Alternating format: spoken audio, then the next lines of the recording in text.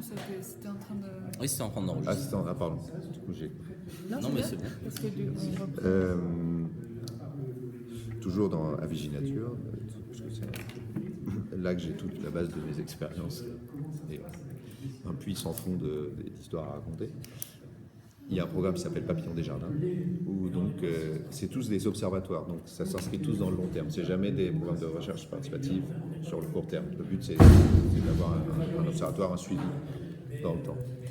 Et donc Papillon des Jardins, les gens adorent puisque ça marche assez bien.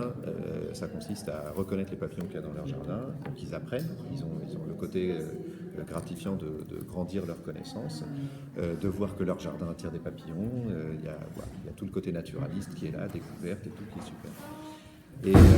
Et pendant des années, ils ont continué à suivre le programme parce que le plaisir de la découverte de la nature et d'apprendre les papillons suffisait.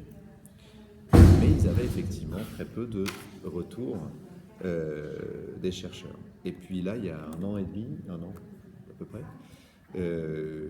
une des ingénieures du laboratoire a vraiment mis en place une rencontre. Elle a réuni les participants de toute la France, ils ne sont pas tous venus, il y en a eu une trentaine qui sont venus, une quarantaine peut-être même, qui sont venus, et puis elle a dit aux chercheurs de venir, et les thésards du moment, etc.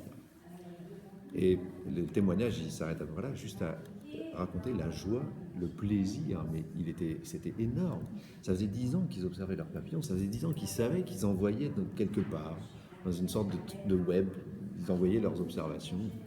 Ils se disaient que c'était utile, heureusement que c'était le Muséum d'histoire naturelle, grosse institution qui donne confiance, mais sans ça. Et là, ils ont montré, ah, mais c'est toi, tu fais une thèse là-dessus, mais on veut te revoir, mais raconte-nous dans 6 mois ce que tu as découvert. Oui, les papillons sur les bords des routes, absolument, c'est très important, on veut tout savoir, etc. Ils ont rencontré les chercheurs qui ont fait plusieurs articles sur leurs données, mais c'était une gratification, un contentement qui était vraiment indescriptible. Et ça a fait de ces 2 journées de rencontres des rencontres qui étaient exceptionnelles, quoi. Vraiment, c'est passé dans la joie et la bonne humeur permanente. Mais juste, je crois, par le fait d'obtenir ce retour et ce rencontre visuelle avec les chercheurs, le monsieur qui, en fait, travaille sur des données puis qui connaît plein de choses, en fait. Parce que, quelque part, c'est aussi un chercheur qui a plein de connaissances et qui peut raconter beaucoup de trucs. Et c'était vraiment un moment très, très fort. Et du coup, ils ont décidé, eux-mêmes, lors de la réunion, un peu comme nous aujourd'hui, ils ont fait passer une feuille pour proposer à chacune. Ils ont auto-organisé des nouvelles rencontres sur ce type-là. Donc c'est vrai que il faut insister sur le fait que ce retour des chercheurs sur les participants, c'est hyper important.